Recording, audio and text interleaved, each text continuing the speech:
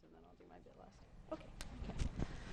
Hello, I'm Kristina, and I was the principal 2D artist on the game Quench, and was kind of responsible for making the 2D cinematics, which you'll see later.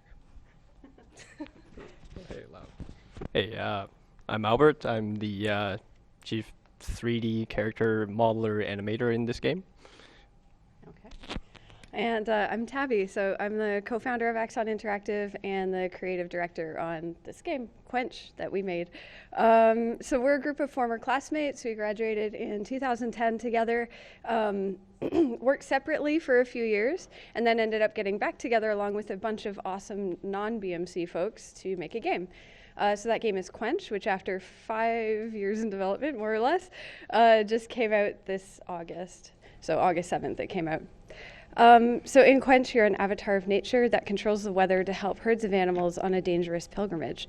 And today we're going to share a little bit of each of our processes as art director, 2D cinematic artist, and 3D character artist to give you some tips for success in our respective roles.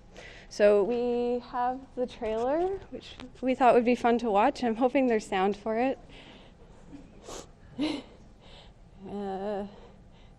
Click directly on, right? Yeah. Oh, there is sound. Quietly. There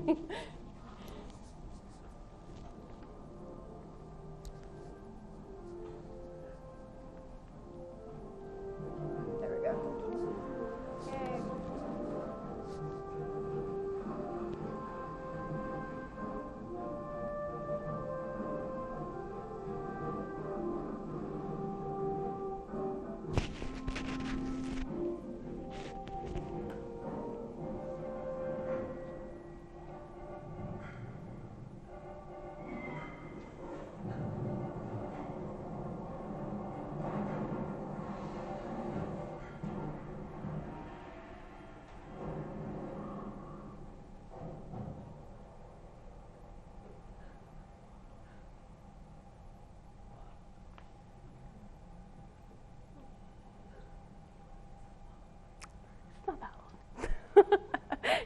It's like a minute long. Thank you.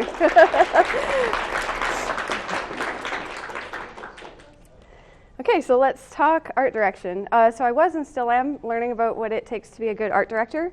For this project, our challenge was kind of twofold. I had to come up with an aesthetic that would complement our existing game design, which at the time, like 5 years ago, we already knew was going to be a hex-based like sort of simulation game, meaning the levels would be played out on a hexagonal grid.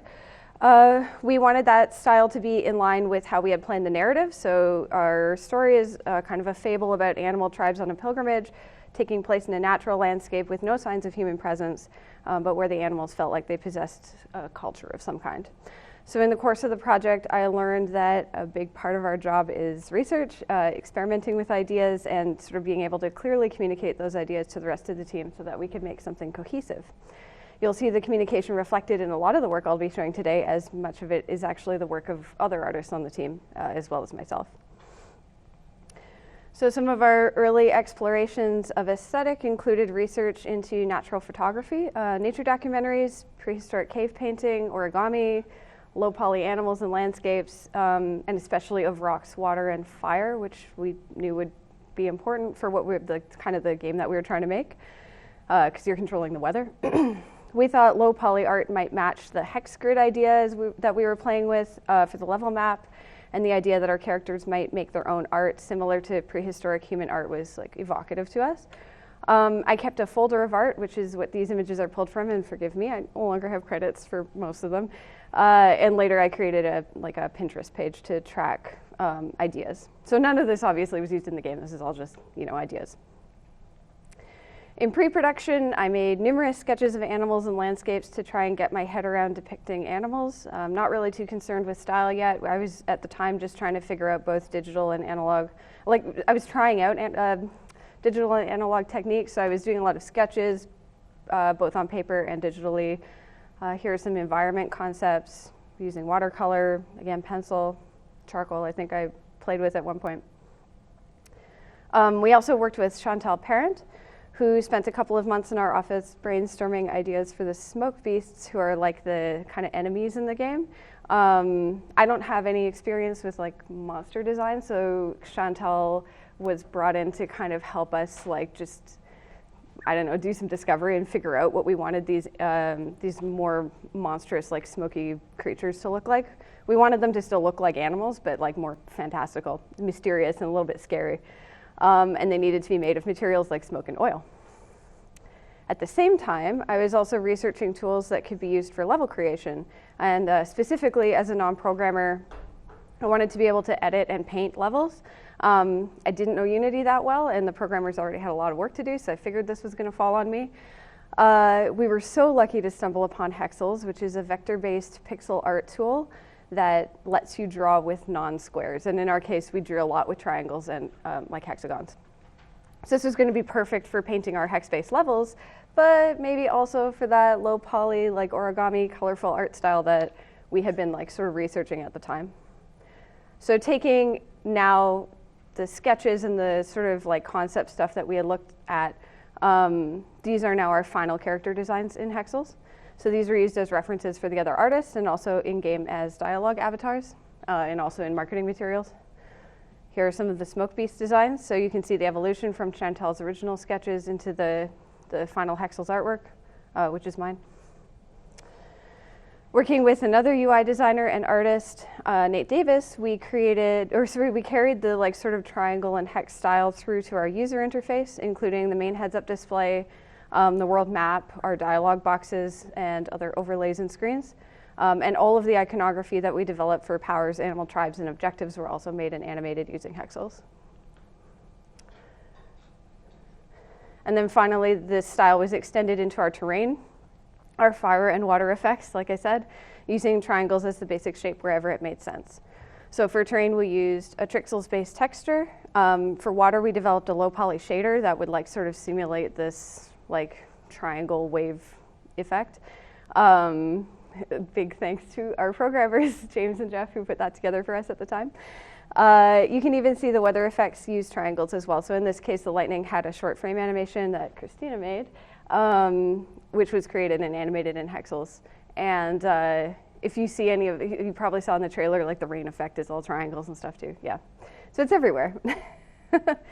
And then as part of our marketing campaign this year, we decided to, we had some funding, so we used that to hire underrepresented artists from around the world to sort of reinterpret Quench in their own style. So this is like very different from the style of the actual game.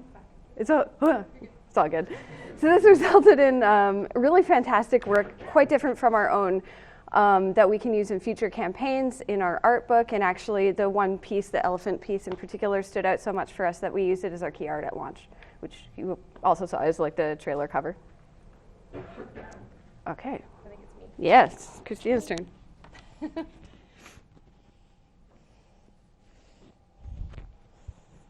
Cool. Can everyone hear me okay? Yeah, cool. All right. So yeah, I was just going to talk a little bit about the process I used for creating the 2D cinematics. And my main role was really to come up with a pipeline for creating them and then carry through with actually making them. The purpose of the cinematics is really to recap the story and provide a visual and narrative account of what's happened in the game so far. There are 8 of them in the game, and you get them as you progress through. And generally, they recap the section of the game that you've just finished. So for determining the look, we knew we wanted the cinematics to be 2D to distinguish them from the in-game 3D cutscenes that we have as well. And more importantly, we wanted them to be reminiscent of a cave wall where the animals might have recorded or drawn their journey themselves. Tabby, I believe, touched on that a little bit before. We also wanted to have the camera pan from scene to scene as though someone were panning over the wall and retelling the story to the audience. Because of this, we didn't really want it to be full-on animated, like big crazy action animation. So we decided on more like subtle pans and fades and some motion where it was appropriate. Oh, I didn't want to go there yet. Anyways, whatever. We also wanted to have a hexel triangle aesthetic that Tabby mentioned earlier. And so, how do you go back? Delete? No, just back button. This one.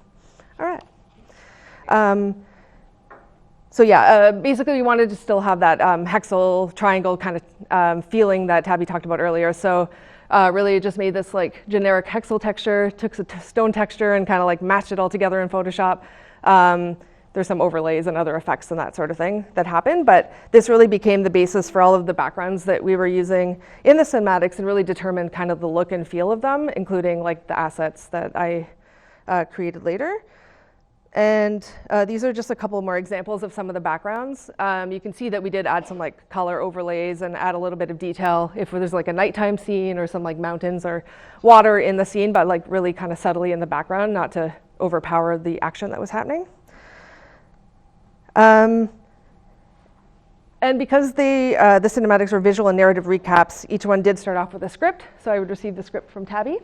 And it would, similar to Joyce's process, I guess, I would kind of take it and break it down and break it apart into like scenes. And then even uglier, I would say, really, because yours are beautiful, really, really quick thumbnails, I would do that. Taking that, I would make storyboards from that, a little more detailed, still like pretty low detail because really you're not really changing depth or going in and out in the scene. It's really just like a panning action. So like there wasn't a ton, but just to kind of work out like where fades were going to happen, where panning was happening, that kind of thing. All the things that storyboards are good for. And from the storyboard, I also created like a master asset list. So basically every one of these little items would have to be drawn in 2D. So for making the assets, I would first make them in hexels and export them as a ping. So that's kind of the top layer. You'll see there's like untextured pings at the top. So that's kind of how they exported from the hexels game. But we were finding that they really didn't match the like feel of the stone background that we had. So I would also bring them into Photoshop and take that stone wall and like kind of overlay and add the textures onto the assets as well. So you can see here's another example, the untextured lion, textured lion, and then how it kind of looks in the cinematic. We did in the end up doing like a bit of an outline around the assets. We were finding without that they were really like too integrated into the background and they weren't really standing out. So we wanted them to match but not like disappear into the background. Right, and then after making the assets, they would be brought into Unity. I specifically was working with Unity 2D because that's all I required.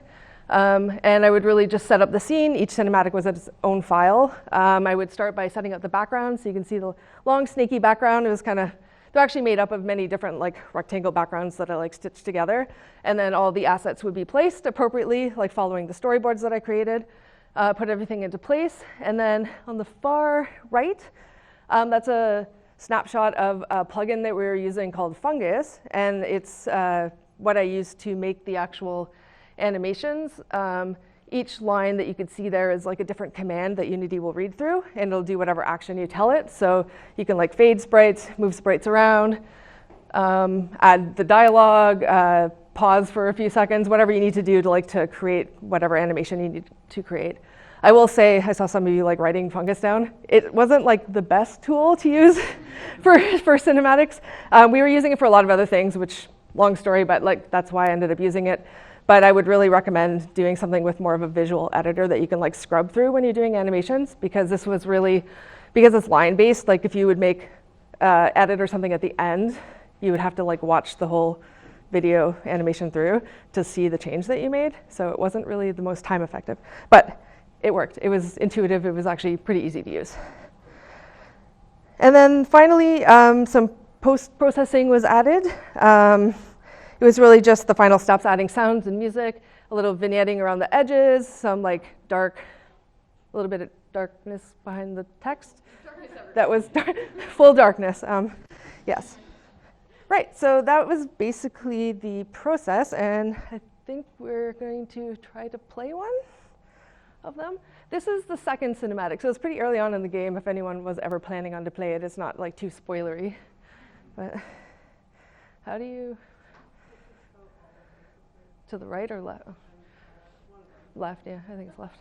If I could see, there we go.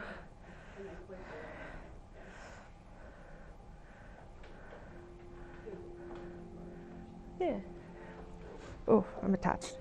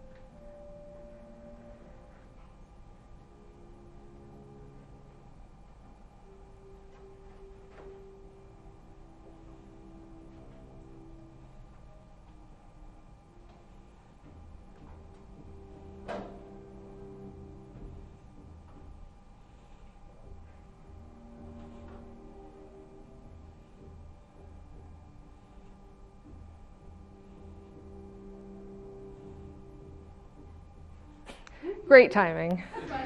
Spoilers anyway. Shepard did something, but you'll never know what. Only you can play and find out. Yeah, there you go. Cool. So I think that's me for now. I'm caught. Okay.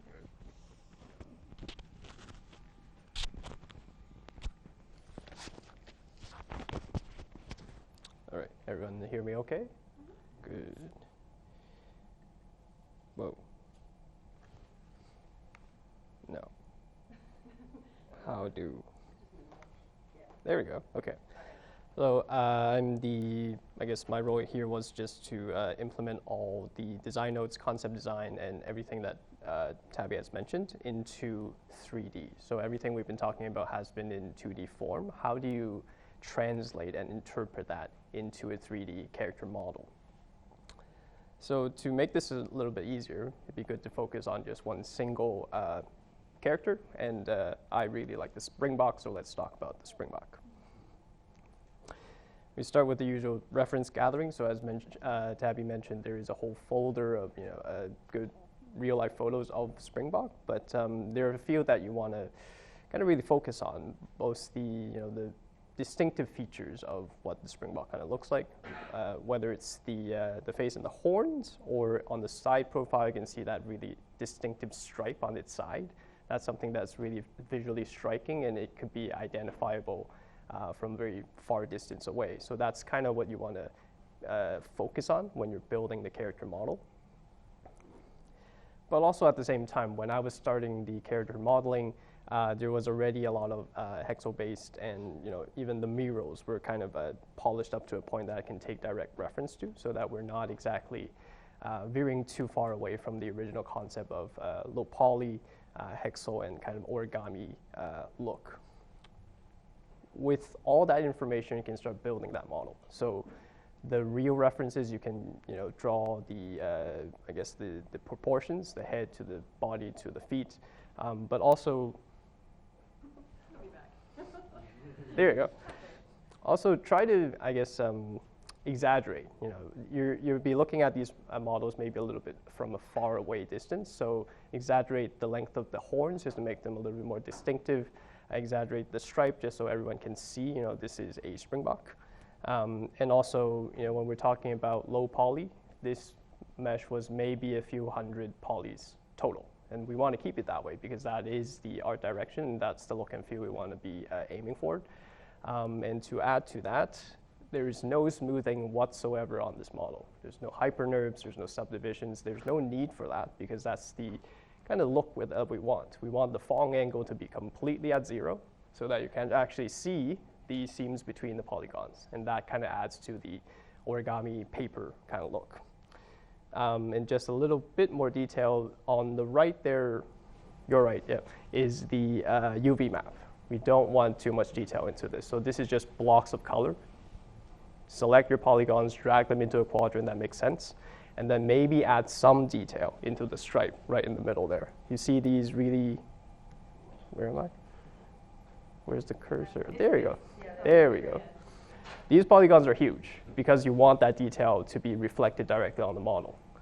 These polygons don't have to be big at all. They're just there for a color. So you just bunch them all into one little corner and let them do their job. So that's kind of building the model. But let's move on to animation. Let's talk about the animation direction. When talking to Tabby, talking to Kristina and all the team, we have an idea of what the springbok should move like. And all that kind of comes down to documentation on, I guess our character Bible.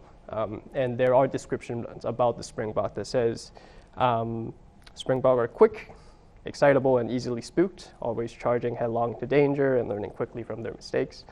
However, they are easily exhausted by the force of weather and hunger if not provided for regularly. These are the things you can kind of start picking out and say, okay, so how does that look like in an animation sense? These are things that you have to communicate to your audience non-verbally. You can't just tell them these things, you have to show them. So with that in mind, that's the direction. We also take some, again, real life references. play it, yes. 30-second clip, not too long. I can cut it off, but this is very unique to the springbok. Pronking, and that's the term apparently. I didn't know there was sound, but it's fitting. Put that in there without knowing you did that. As things do. And watch that video and lost it. So, pronking. Apparently that is a behavior that springbok exhibit either when they're moving quickly or they're very happy. So that's something to put into consideration. Let's not talk about rigging. It's a very humbling process, I would say. There are tons of online tutorials to teach you how to do all of that, but it's a very humbling experience just to make things work exactly you want. So if you're interested, I can recommend some later. But let's talk about animation tests. And we rigged the whole thing, we're ready to make some animations. How do we match that to the description that was given to by Tabby and the team before? Let's go through section by section. Quick, excitable, and easily spooked. Quick and excitable is easy. If you just look at your left, there is an elephant walk cycle and there is a springbok run cycle. These are very different in the sense that the elephant takes about 60 frames to finish their quick run cycle, and the springbok takes around 30 frames.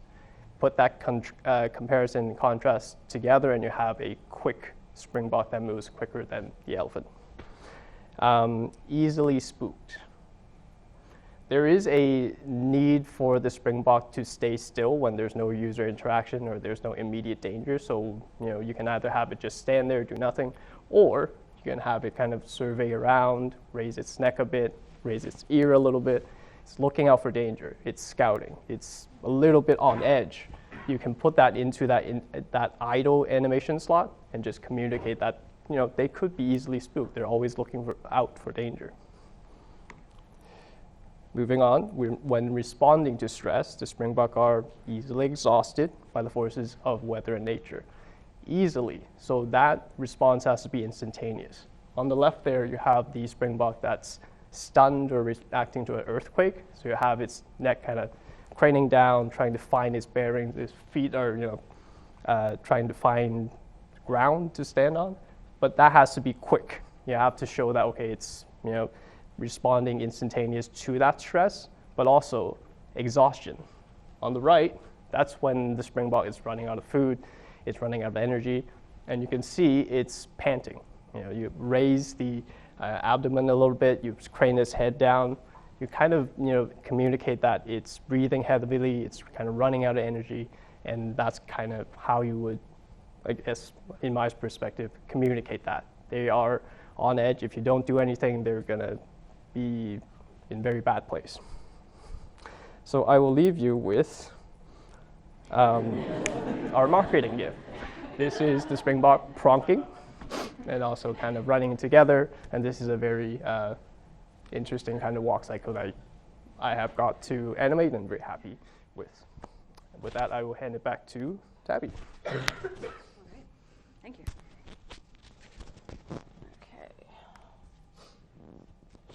Wrote a lot of notes about this morning. Okay, so I learned a lot in the course of making Quench. Though I had led web projects before, I have never been in charge of such a large undertaking with so many people and parts, and you just saw some of them, and that was a lot for me. So one thing we struggled with was that we didn't have a clear division of pre-production and production time when we started this. Almost all of us who had come together to make this game had never made a game before. So, and we did it a couple of years after graduation, but really not that long. So we didn't have a lot of professional experience either. And so we really struggled with sort of knowing how much pre-production to do and when we just had to jump in and make something because we had a demo coming up and you just have to get something out there, right? So a lot of the information seeking and concept work that we did was being done concurrently with asset creation for the game. You saw how important it was that other people on the team have access to things like design documents, scripts, and even other artists' work as early as possible so that we can all adhere to the same vision. And speaking of vision, one of my jobs was to develop the aesthetic and then communicate it, sometimes even outside the art team. For example, I also collaborated very closely with the audio team and the composer to make the game kind of sound like it looked. So if you struggle with coming up with a cohesive aesthetic, I advise strongly looking outside your own field. So even though we were making a game, we looked at photography, film, documentary, illustration, cultural artifacts, sculpture, jewelry, natural structures, and so on. And then once you kind of like have an idea of what that might look like, so for us it was like, oh, okay, it's gonna be cave paintings, it has to be all natural, not like human-made, really, where things can't really look human-made. And if they do, it has to be very early humans. So once you kind of have that part of it, and then we, you know, the Hexel's origami, low poly part of it, you have to be able to sort of be opinionated in a kind way about that aesthetic, so that everybody is on the same page. So although Hexel's made things a little bit easier in terms of having like a style guide of sorts, it's definitely not doing all the work of direction, and not all of the artists we worked with even touched Hexel's or asset creation at all. It's just myself, Kristina, and occasionally our UI artist. So there were still other people outside of that. There was Albert.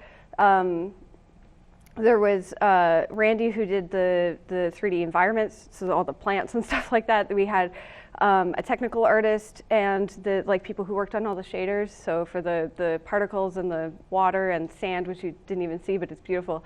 There are all, you know, other people doing other things, but they all kind of have to fit together, even though some of those tasks are quite different. And so that meant that we had to communicate and course correct constantly to make sure that we always held like kind of this shared vision of the work. But definitely as an art director, part of that job is providing feedback when needed, and kind of being the final arbiter on decisions, but also really trusting the talent around me. And I had a lot of people around me, like I said.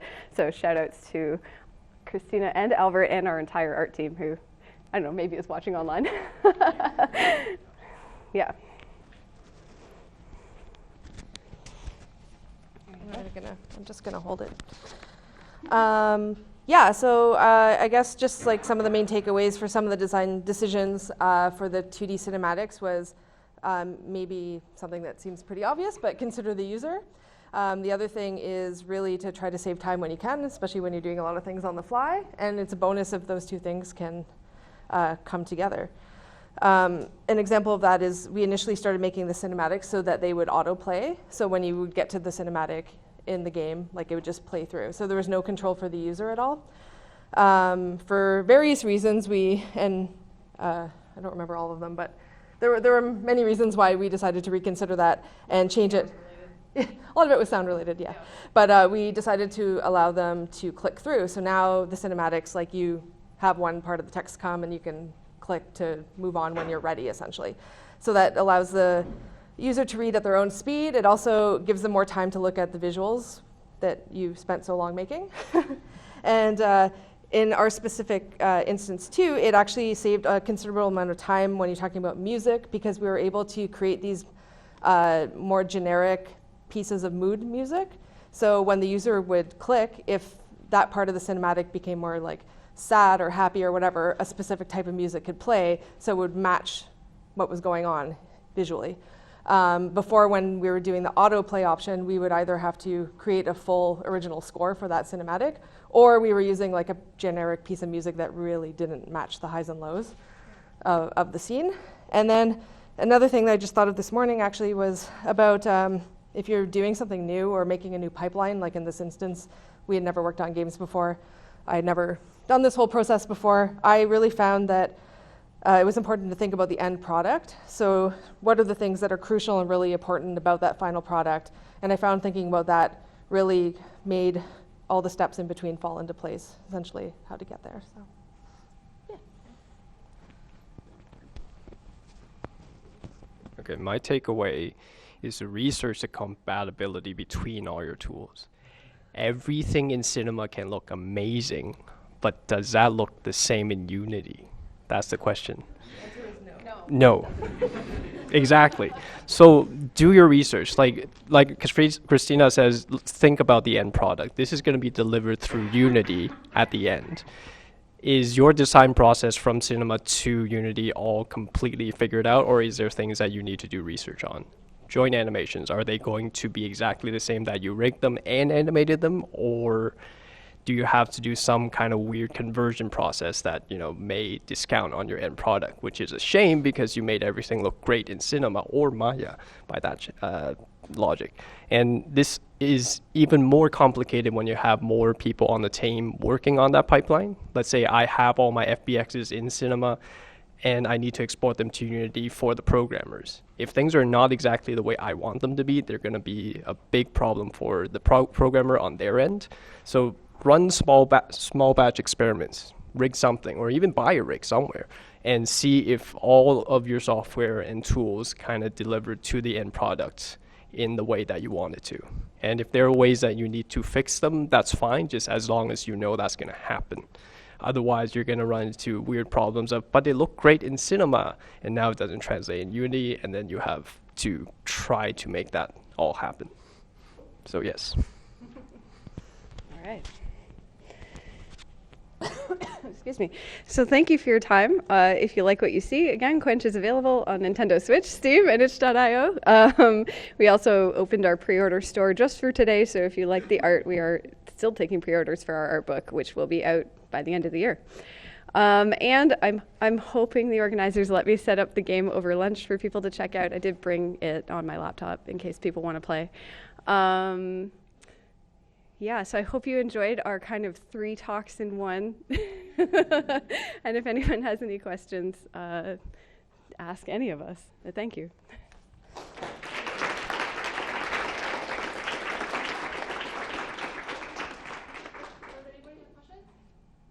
Yep. This one's for Kristina. You had mentioned doing post-processing for the 2D cinematics. Did you do like a post-processing stack in Unity and then put that into the game, or did you export it and bring it back in?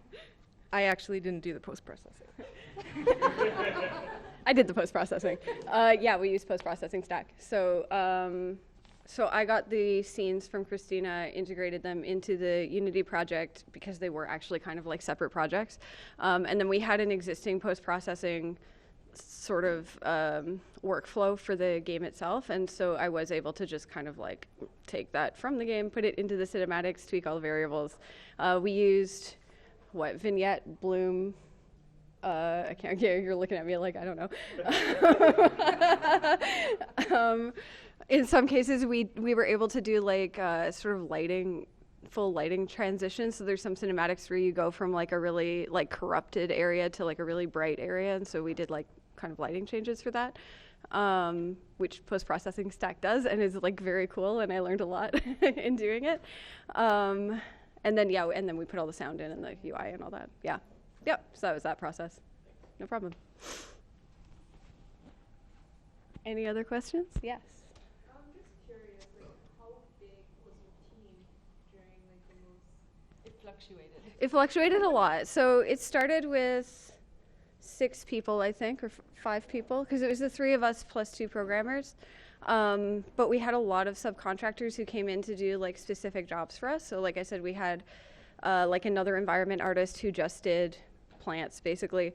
The sound team, like, so for sound, we actually hired another company. So they had put, I think there were 3 people on their team who were working, 2 of them more closely with us than the 3rd. But I don't know if you could consider that 3 people or one entity, because it was kind of just one company that all works together. We had a composer, UI artist, Chantal, who did the concept art. I mean, that's only the art team too.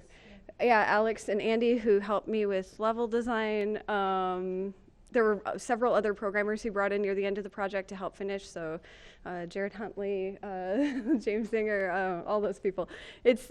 I can show you the credits from the game, but I think over time, it was probably about 20 people. There were QA people too, a couple of QA students that we brought in. Yeah, it was probably about 20 over the course of 5 years. But at one time, at our busiest point, probably like 8 or 9 people working with us. Yeah. Yeah. No problem. Yes. So I noticed there's like you use like 2D elements for the cinematics, Mm-hmm. for most of the game. Did you run into any like specific challenges or considerations that you had to unify the sort of very different assets in terms of art direction? So the question is about unifying the 2D and 3D assets, because there are portions of the game that are very focused on 2D and portions that are 3D. Again, sort of like keeping that low poly, making triangles kind of like the base shape across the board that everything is kind of made out of. And I think there were some 3D considerations there as well, a little bit. But there weren't any technical issues with Technical issues? No. No, not really. like But switching from one to the other. I don't know if that was part of your question. But yeah. and then there are also a lot of 2D elements that are overlaid on the gameplay itself, right? Like there's the whole UI interface, like the whole HUD, and the character art on the dialogue, which is like presented in game. I feel like that goes a long way to kind of like when they're presented at the same time, they look pretty unified. Yeah, because you have the dialogue come up 2D over top of the 3D scene. So Yeah. sometimes you are seeing both at the same time, and then other times you're seeing a 3D cutscene or you're seeing a 2D cinematic. So I think it all kind of Yeah. work together. In I the think end. as long as we kept our like sort Yeah. of art pillars in mind of like origami, colorful, like triangles, that was kind of the basis for everything else. Yeah. Yes. This is from the live stream. What Oh. were some of the tutorial resources you mentioned earlier? Tutorial resources. Oh, probably Albert. It used to be, yeah. It used to be, well, it's called, what's it called now? Pluralsight. Yeah, that's the one. Pluralsight is the one that actually has a whole course on rigging quadrupeds in specific.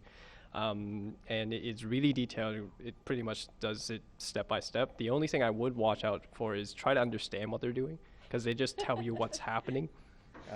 But you know, you're like, okay, I'll make this, I'll make that, but you know, what exactly is happening? Try to take some time to understand that. But yeah.